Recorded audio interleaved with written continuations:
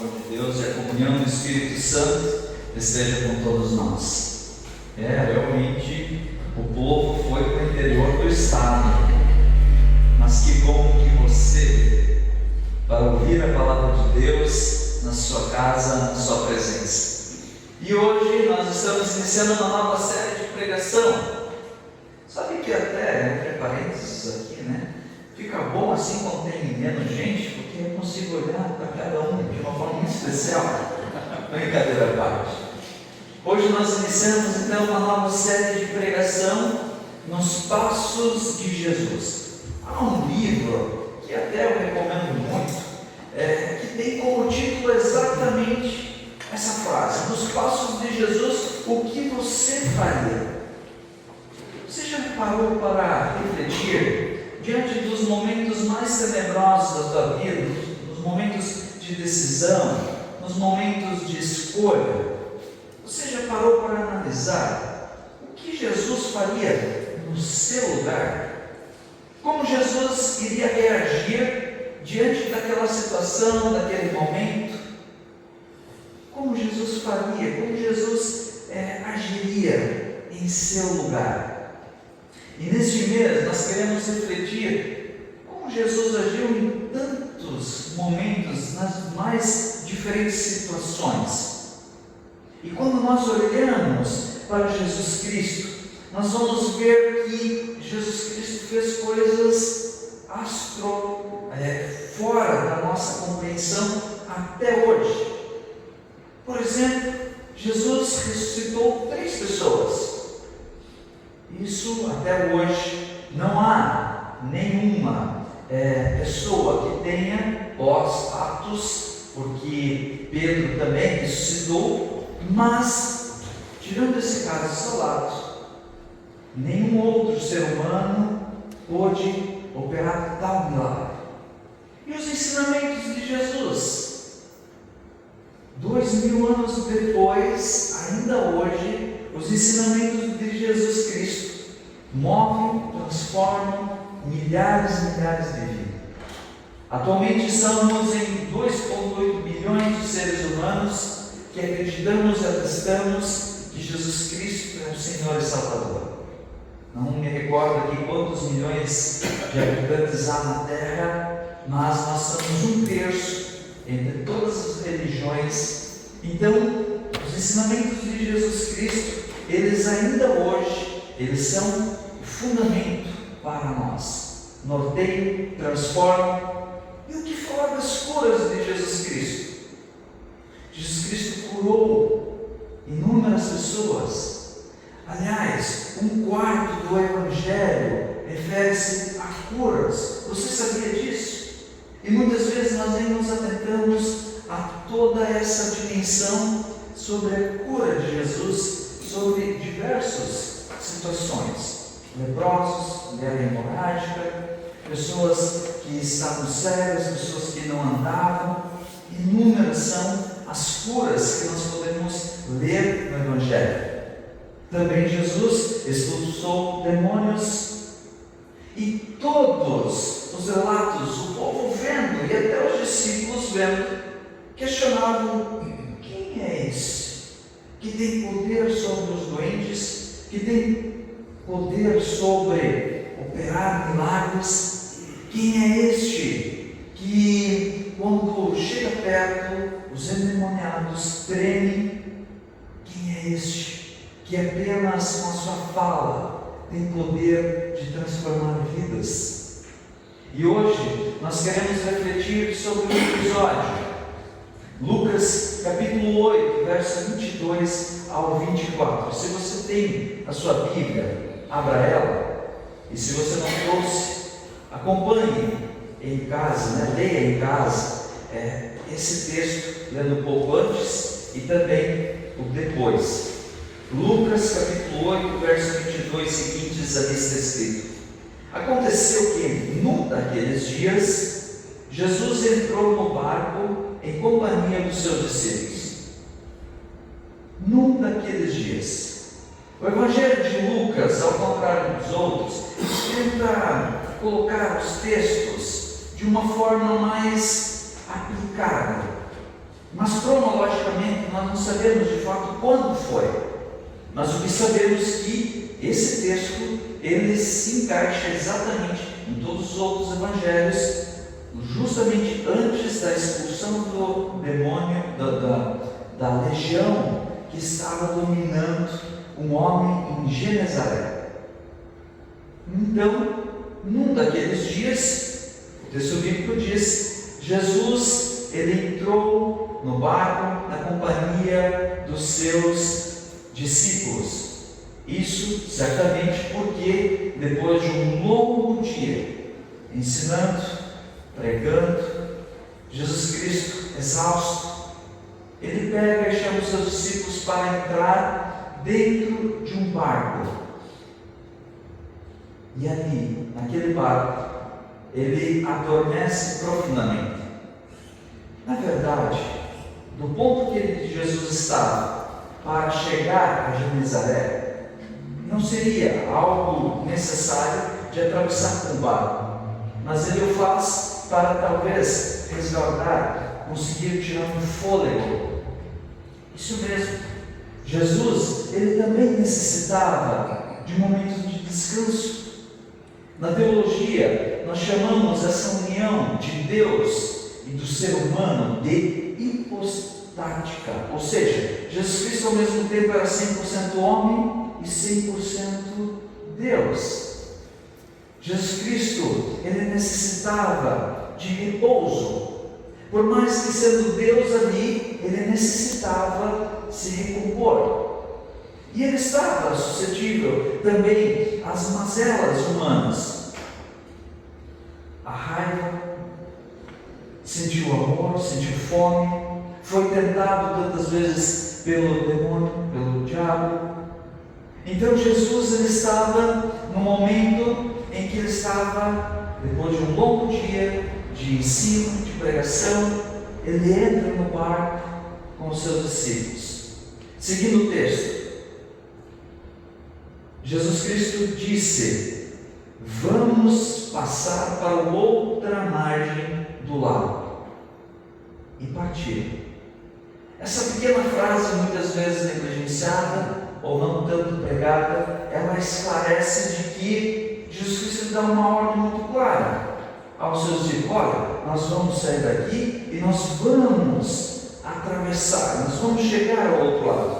Versículo 23: enquanto navegavam, ele adormeceu, e sobreveio uma tempestade de vento no lago, e eles corriam perigo. Chegou-se a Jesus, os discípulos o despertaram, dizendo: mestre, mestre, estamos perecendo. Levantou-se Jesus, repreendeu o vento e a fúria das águas. Tudo cessou e ficou bem calmo. E então Jesus perguntou: vocês têm fé?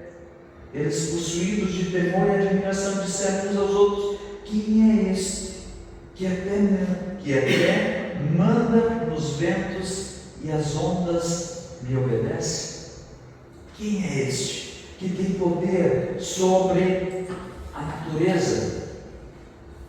Quando nós olhamos para esse texto, como há pouco eu falei, na verdade, nessa versão, já está muito claro que não é o mar, mas sim o lago de Genezaré, ou o lago de Tiberíades, ou também mais conhecido por nós como o lago da Galileia. É o mesmo lago, com terminações diferentes. Este lago, este mar, ele é um lago de água doce, e ele fica numa depressão, num lugar onde o Jordão, ao lado, ele tem altas colinas. E até hoje, ali, quando vem ventos muito fortes, o mar ali, o lago, ele se agita de uma forma muito perigosa para quem está por ali navegando ou atravessando. Então, em meio àquele vento, aquela força, aquela água, ela se move e ela causa ondas muito fortes. E os discípulos ali, como muito bem nós sabemos, todos experientes e conhecedores daquele lago, eles atravessando pelo lago, de repente vem aquela tempestade. E qual que é a postura inicial dos discípulos? Eles entram em medo. E aí nos vem a primeira pergunta nessa noite. Ué, será que os discípulos esqueceram quem estava no barco com eles? Será que os discípulos, eles estavam tão aterrorizados com aquela cena, que eles esqueceram que quem estava com eles ali é o Criador? E olha que Jesus já tinha feito grandes milagres, já tinha dado grandes sinais de que Ele era Deus. E naquele momento de turbulência, momento de temor, parece que eles se esqueceram de quem estava no barco com eles. Será que eles se esqueceram de que aquele que estava no barco era de fato Deus? Será que eles se esqueceram, por exemplo, do Salmo 65, versos 7 e 8, que diz: Senhor, o Senhor aplaca o rugir dos mares, o ruído das suas ondas e o tumulto. Aqueles que estavam juntos com Jesus, eles eram judeus, eles sabiam, ou eles tinham dimensão, compreensão de que Deus é aquele que domina o revolto do mar. Salmo 89, versículo 9. Salmo 107. Então, na sua angústia, clamem ao Senhor e Ele os livrará das tribulações. Por quê? Será que os discípulos não pararam e mantiveram uma calma, uma tranquilidade? Por que será que eles se angustiaram a tal ponto? Cadê a fé desses homens? Porque eu acho que na minha vida e na tua, quando nós adentramos os momentos de dificuldade, nós certamente, isso é certo, que nós paramos, lembramos das promessas de Deus, de Jesus Cristo, de que, por exemplo, Ele estará conosco em todos os dias na nossa vida. Você age assim, não age? Nos momentos em que você tem que atravessar os mares mais revoltos, você lembra: bom, eu vou atravessar confiante porque Deus está comigo. Não é assim na tua vida? Ou será que nós agimos como os discípulos, temerosos, olhando apenas para as ondas que nos assombram? Qual tem sido a tua postura diante das tempestades? Qual tem sido a sua postura diante dos momentos de maior tribulação? Mateus 28, verso 20, ensinando-os a obedecer a tudo que lhes ordenei, e eu estarei com você até o fim dos tempos. Ah, pastor, mas de fato a gente é surpreendido pelas ondas, pelos mares revoltos. Nos momentos talvez de maior tranquilidade, de repente a gente olha e vem um momento de dificuldade. Não é assim? Tudo vai bem, de repente parece que a gente entrou num momento caótico. Não é assim também na tua vida? Pelo menos na minha vida é assim. Muitas vezes tudo está indo bem, tudo está tranquilo, há uma bonança, há uma tranquilidade. E de repente, o vento muda. E aquilo que é administrável, aquilo que eu consigo administrar, de repente se torna inadministrável. Aquilo que, por vezes, é tranquilo de resolver, de repente, se torna algo difícil de lidar. E é nesses momentos que eu e você somos testados para exercer a nossa fé. Porque Jesus, mesmo na proa, descansando, tranquilo e sereno. Ele não permitiria que aquele barco e que aqueles discípulos iriam padecer naquela tempestade, porque a ordem dele era clara. Versículo 22b: vamos passar para outra margem do rio. E aqui tem mais algo, mais um ensinamento muito precioso para a nossa vida. Muitas vezes nós achamos e nós temos a falsa compreensão de que o cristão ele não passa pelas adversidades da vida. E se passa, é porque faltou fé. Você já não viu isso?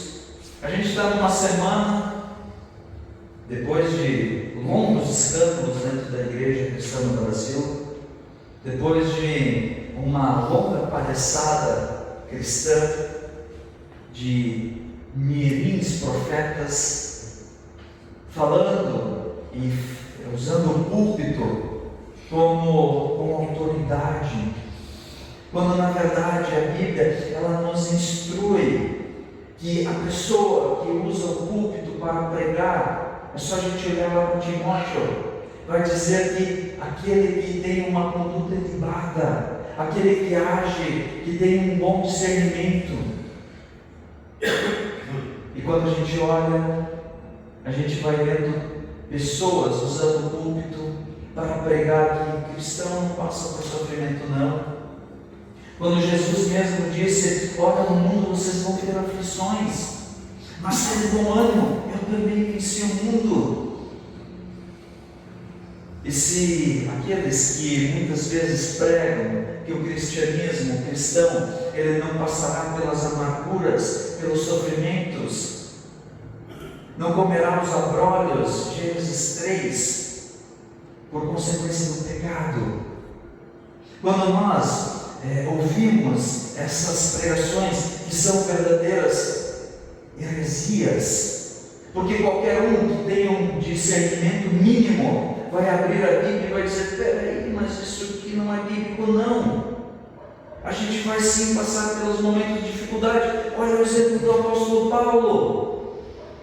Paulo, que foi escolhido por Deus para anunciar a todos os gentios, aos 4 cantos que escreveu grande parte das cartas a Coríntios, a Filipe, a Filipenses, a Colossenses, a inúmeras comunidades. Um homem centrado na palavra de Deus, um homem que tinha um conhecimento fora do comum, inspirado por Deus, acompanhado por Jesus Cristo. Olha quanto sofrimento ele passou. Foi açoitado inúmeras vezes, foi preso inúmeras vezes, foi ridicularizado, sofreu 3 naufrágios, e no último, se você abrir lá em Atos e leia o texto de Atos, um dos textos que derruba toda a teologia da prosperidade, que derruba toda a teologia do cristão mimimi. Como nós estamos em poucos aqui, eu posso exalar aqui minha indignação, porque eu vou lembrar quem estava no culto hoje. Também o culto está sendo gravado. Mas, quer ver o cristão de fato? Leia Atos capítulo 27, que vai mostrar, a partir do versículo 27, por coincidência, fácil de memorizar, capítulo 27, último capítulo de Atos, verso 27. Ali vai dizer que Paulo estava preso, que estava indo para uma ilha para cumprir a prisão. E Paulo disse: ó, não vamos entrar nesse mar não, porque Deus me revelou que esse mar ele vai estar revolto. Alguns versículos antes, o povo, sem acreditar, entra no barco, Paulo preso. No meio do caminho, o barco passa por uma tempestade, e pior, nesse caso, o barco naufraga. E eles estão nadando até a beira, até aquele povo, até a praia. Eles são recebidos, e o texto bíblico diz que eles são muito bem recebidos, com humildade. Eles prisioneiros e frio. Paulo então ele pega um fecho de madeira, joga no fogo, e o que acontece? Uma víbora, uma cobra vai e gruda nele. Imagina a dor que aquele homem passou, além de ter passado todo o perrengue para chegar vivo até a praia. Quando ele está ali recompondo-se, ele joga, e versículo 27 então vai dizer que os nativos, ao olhar aquela cena, dizem: pá, esse homem é assassino, esse homem está longe de Deus. E o que acontece? Aqueles nativos, esperando que Paulo morresse ali, porque ia morrer de fato, era uma víbora, era uma cobra muito peçonhenta. Paulo continua vivo. Olha só, Deus não exime. E quem somos nós melhor que Paulo? Paulo sobrevive, passa por toda essa tribulação. Mas pastor, o que tem a ver? Qual é o sentido desse texto de Lucas, capítulo 20, capítulo 8, verso 22 seguintes? Muito simples. Quantas vezes nós somos forjados e aprendemos muito mais com as tempestades da vida? Porque Jesus Cristo sabia muito bem, e muito bem sabia que aqueles discípulos eles tinham que aprender algo muito precioso, passando pelaquela tempestade. O único texto bíblico onde Jesus dorme é este. O único texto bíblico onde os discípulos são expressamente colocados à prova é este. O momento em que os discípulos têm que passar pela dificuldade. E eles estavam vendo toda a caminhada de Jesus. A grande pergunta para nós é como nós lidamos com as adversidades, com os mares revoltos. E talvez você já tenha ouvido inúmeras vezes de que é nesses momentos em que nós estamos em angústia, em sofrimento, em abalo, que nós somos convidados a colocar diante de Deus todas as nossas dúvidas, nossas dores, nossas aflições, nossos desativos. 1 Pedro 5, versículo 7 diz: lance sobre ele toda a vossa ansiedade, toda a vossa dificuldade, porque ele tem cuidado de vocês. Coloque sobre o nosso Senhor todas as nossas dificuldades. Isso por quê? Porque quando nós olhamos para as dificuldades nos forjam e nos transformam. E eu quero terminar com o texto bíblico, 2 Coríntios capítulo 4, verso 8 e 9.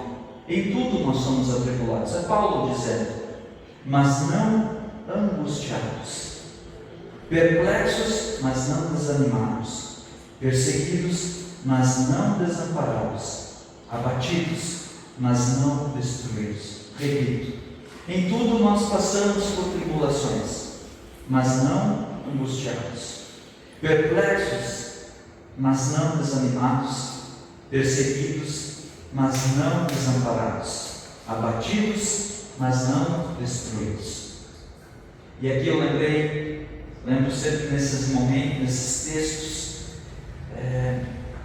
que se há algum momento mais difícil para mim e para você, se há algo que nós dificilmente lidamos com um mínimo de naturalidade, é quando a gente perde alguém. Não é verdade? Financeiramente, nós nos recompomos. Mas quando a gente perde alguém, quando alguém parte dessa vida e vai ao morar do nosso Deus, é nesses momentos que toda a nossa fé ela é de uma certa forma moldada. E se há algum texto, se há alguma historinha que eu posso sempre contar nos sepultamentos que eu faço, sempre conto. Não queira vocês ouvirem em outro momento não ser este. Mas se há uma história que eu sempre conto, é a historinha de um homem, a historinha de uma menina que entra no avião. Você já ouviu essa história? Se não ouviu é porque você nunca participou no sepultamento que eu realizei a celebração. Mas eu vou contá-la para você, e que sirva de exemplo como deve ser a nossa fé, a fé que Jesus Cristo espera de nós. Conta-se que uma menina entrou no avião, e enquanto estava atravessando o Pacífico, eles adentram. Eles adentram em uma tempestade, e a tempestade, a turbulência causa com que aquele avião faz com que ele quase caia, imediatamente. E o povo, todo mundo ali naquele avião, com certeza de que aquele avião irá cair em algum momento, as luzes do avião piscando, o piloto e o copiloto ali se esmerando em manter aquele avião, mas a queda é certa. E os tripulantes daquele avião, todo mundo em desespero. De repente um homem olha para trás e vê uma menina tranquila, serena, sentada, sem demonstrar nenhuma preocupação aparente. E aquela cena começa a incomodar aqueles tripulantes daquele avião, porque o avião é certo, na imaginação, na compreensão deles, que ele vai cair. Até que um homem chega e diz: vem cá, você não está com medo não? Esse avião vai cair em qualquer momento. Eu nem te vejo aqui orando o Pai Nosso. E aquela menina responde: olha, meu pai é o piloto desse avião. Ele fará de tudo para que esse avião não caia. Como eu posso aplicar isso na minha vida? Deus, Jesus Cristo, não prometeu a mim e a você que estará todos os momentos da nossa vida conosco? Seja nos momentos de maior tribulação, de felicidade, de angústia.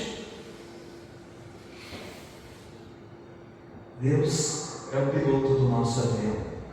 Se nós confiarmos que Ele nos auxiliará, se nós colocarmos a nossa esperança, as nossas dúvidas, nossos medos, nossas aflições em suas mãos, talvez até o avião venha a cair, mas o modo que nós lidamos com as adversidades faz toda a diferença. Paulo manteve uma tranquilidade, uma serenidade, porque ele sabia que o seu fim não havia chegado. Jesus Cristo acorda sereno e diz para o vento: acalma o mar. E os discípulos olham para ele e ele pergunta: vocês têm fé? Qual tem sido a nossa ação, a nossa atitude diante das tempestades da nossa vida? Será que nós temos agido como os discípulos? Ou será que nós temos agido como o povo que crê que o Senhor está conosco? Seja qual sejam as tribulações, as dificuldades, seja qual for as tempestades, que os nossos olhos nem consigam enxergar um palmo à nossa frente, que nós possamos ter a certeza, a convicção que Ele está conosco e que Ele é o piloto do nosso avião. E Ele não permitirá, a não ser que seja a hora de que Ele nos auxiliará a atravessar. Sagradas Escrituras, a partir de Mateus capítulo 5, ali vai dizer: por que vocês estão tão aflitos, tão ansiosos, tão angustiados? que nós possamos ter essa serenidade, tal qual aquela menina no avião, na certeza de que Deus nos auxilia a passar por todos os momentos de dificuldade. Que Deus nos abençoe e nos guarde, hoje e sempre, nesse rico exercício de sermos povo que confia.